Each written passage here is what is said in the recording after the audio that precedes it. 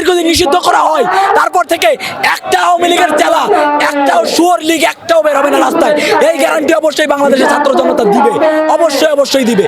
তাদেরকে নিষিদ্ধ করা হয় নাই, এজন্য তারা নামে বেনামে এখনো পর্যন্ত রাস্তায় ঘুরে বেড়াচ্ছে, এখনো পর্যন্ত বিপ্লবীদেরকে তারা হুমকি দিয়ে যাচ্ছে। আমরা ছাত্র জনতার গণ অভ্যুত্থানের মাধ্যমে আওয়ামী লীগের দাফন কার্য সম্পন্ন করেছি। এখন আমাদের যেই জিনিসটা দরকার সেটা হচ্ছে আওয়ামী লীগের ডেথ সার্টিফিকেট। আমাদের 2000+ শহীদ ভাইয়ের রক্তই যথেষ্ট, 22,000 আহত ভাই বোনদের প্রতিটা রক্তের ফোঁটাই যথেষ্ট আওয়ামী লীগকে নিষিদ্ধ করার জন্য। শাপলা চত্বরের গণহত্যাই যথেষ্ট আওয়ামী লীগকে নিষিদ্ধ করার জন্য। বিডিআর হত্যাকাণ্ডই যথেষ্ট আওয়ামী লীগকে নিষিদ্ধ করার জন্য। আওয়ামী লীগ ওভারঅলি বিগত 16 বছর ধরে বাংলাদেশকে যেটা দেখিয়েছে, আওয়ামী লীগ বাংলাদেশের সার্বভৌমত্বের জন্য অবশ্যই ক্ষতিকর।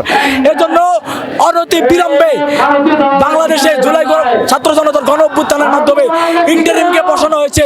ইন্টারিমের এখন সর্বপ্রথম সংস্কার হলো অনতি বিলম্বে আওয়ামী লীগকে গণহত্যার দায়ে নিষিদ্ধ করতে হবে এবং গণহত্যার দায়ে আওয়ামী লীগকে বিচারের আওতায় নিয়ে আসতে হবে এবং জুলাই ঘোষণাপত্র দিতে হবে, জুলাই স্বীকৃতি দিতে হবে।